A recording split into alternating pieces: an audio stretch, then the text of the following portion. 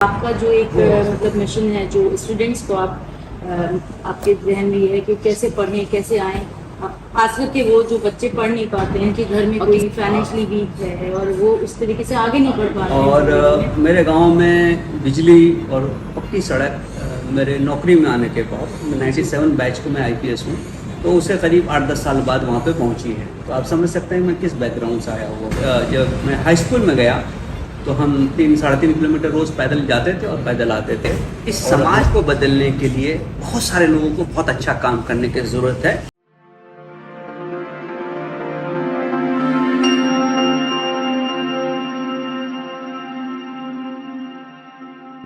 और आपका जो एक मतलब मिशन है जो स्टूडेंट्स को आप आपके जहन में ये है कि कैसे पढ़ें कैसे आएं, खास करके वो जो बच्चे पढ़ नहीं पाते हैं और किसी न किसी वजह से उनके घर में कोई फाइनेंशियली वीक है और वो उस तरीके से आगे नहीं बढ़ पाते हैं ज़िंदगी में। तो आप उस पर जो मेहनत कर रहे हैं और जो आपकी एक लाइफ की जर्नी है, मैं जाहिर है कि सब जानते हैं लेकिन आपकी ज़बानी जानेंगे कि आपने जो ज़िंदगी में मेहनत करी और आप आगे बढ़े, तो हम आपकी छोटा सा आप अगर हमें बता दें कि किस तरीके से क्या।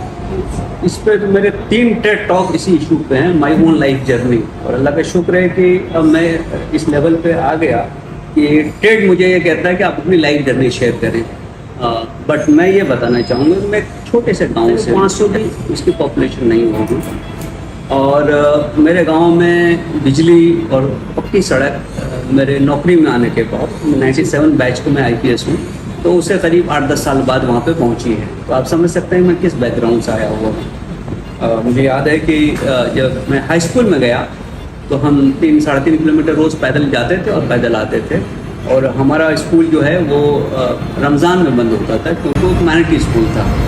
तो उस ज़माने में रमज़ान तब अक्टूबर वगैरह में आता था, जब हम 10वीं वगैरह में थे, 9वीं 10वीं 8वीं। तो हमने गर्मियों का जो पूरा वक्त है मई जून, जिसमें 42-43 डिग्री टेम्परेचर होता है, तो सड़कों पे वापस आते हुए काटा है। और उस रास्ते में शायद ही कोई पेड़ था। तो वो दिन भी मुझे याद है। और मैं ये देखता था कि उस वक्त भी एसी गाड़ियाँ होती थी, लोग उसमें जाते थे। जब हमारे पैरों में चप्पल होती थी और धूप से जो रोड का अलकतरा या केलतार जिस बात कहते हैं वो पिघल टाइप का जाता था और आपके पैरों के निशान उस पर बनते थे। आपके बगल से एक गाड़ी गुजरती थी तेजी से और वो शीशे लगे होते थे, वो एसी गाड़ी होती थी। तो मैं उसको देखता था, तो मैं हमेशा ये सोचता था कि मैं वो क्या करूँगी, मैं यहाँ तक पहुँचूँ। मुझे कभी उनसे हसद नहीं हुआ, हमेशा ये रश्क हुआ कि ये कैसे पहुँचे वहाँ तक। तो मैं लोगों को पूछता था कि कामयाबी कैसे हासिल की जाए। जिस इलाके से मैं हूँ वहाँ पे लोगों के सबसे बड़े ख्वाब जो होते थे वो डॉक्टर इंजीनियर बनना होता था। ये अच्छी नौकरियाँ हैं, लेकिन मैंने कहा सब तो बन जाते हैं, तो ऐसा क्या किया जाए कि इनसे मैं आगे निकल जाऊँ। तो फिर हमारा ज़िला बन गया 1990 में अररिया। तो कोठी आ गई, डीएम की कोठी, एसपी की कोठी।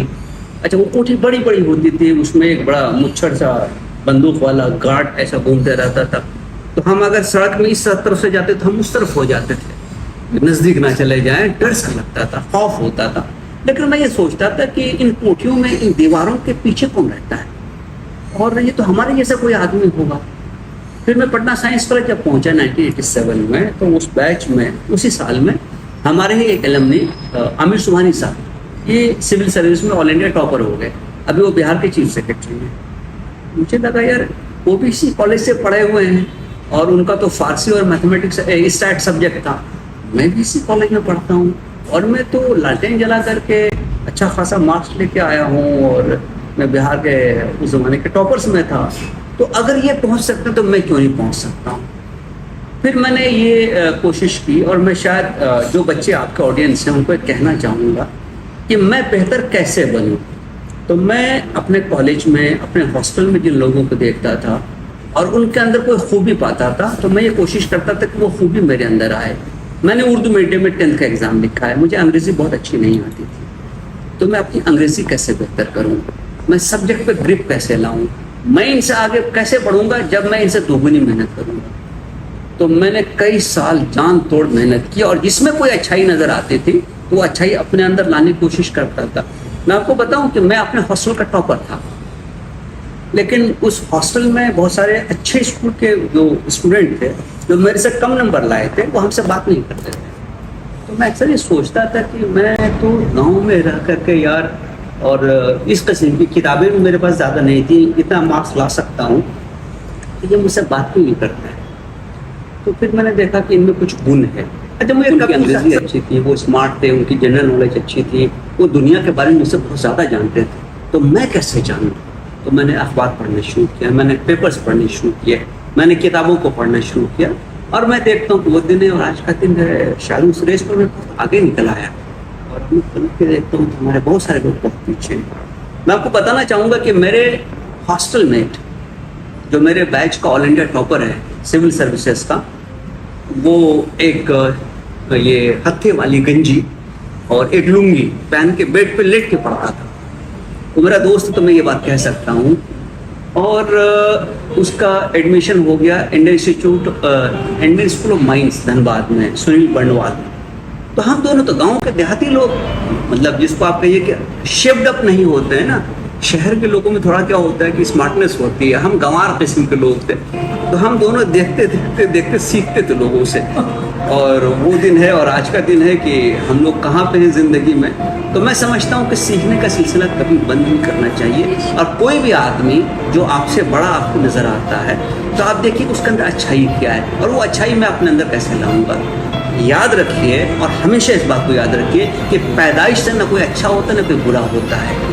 ये तमाम चीज़ें लोग यहीं सीखते हैं, मैंने भी यहाँ सीखी है। अगर मैं आज आपके पास यूँ बैठा हूँ तो ऐसा नहीं कि 30 साल पहले मैं ऐसा था।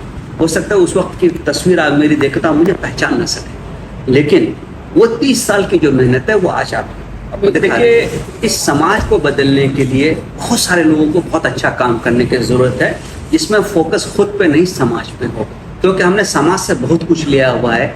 आज हम लोग कामयाबी की जिस मंजिल पे बैठे हुए हैं उसमें समाज का बड़ा कंट्रीब्यूशन है। तो हम वापस क्या कर रहे हैं, इसी हवाले से हम लोग भी काम करते हैं। इसी हवाले से हर दिन हर जुबान जो आपका प्रोग्राम है वो काम करती है। बीइंग अलाइव जो आपकी फाउंडेशन है या एनजीओ वो काम करती है। ऐसे बहुत सारे लोगों को काम करने की ज़रूरत है। याद रखिएगा हमेशा, अच्छाई का रास्ता हमेशा बहुत मुश्किल होता है। आपको बहुत तकलीफ आएगी, बहुत परेशानियां होंगी, लोग लेग पुल करेंगे, लोग आपके बारे में तरह तरह की बातें करेंगे, लेकिन कोई भी सफ़र एक कदम से शुरू होता है। और जो शख्स पीछे ना देखते हुए आगे देखेगा, अपने मंजिल पर नज़र रखेगा, अपने टारगेट पे फोकस करेगा, वो मेरी तरह यहाँ तक पहुँच जाएगा। आप भी बहुत आगे जाएं, ये मेरी दुआ, मेरी तमन्ना है। आप खुश रहें, आबाद रहें, आपकी पूरी टीम खुश रहे, आबाद रहे, शाद रहे। याद रखिए, बड़ा लीडर वो होता है जो अपने को पीछे और टीम को आगे करता है। आप ऐसे काम करें, मुझे उम्मीद है कि आप ज़रूर आगे पहुँचेंगे। शुक्रिया बहुत बहुत।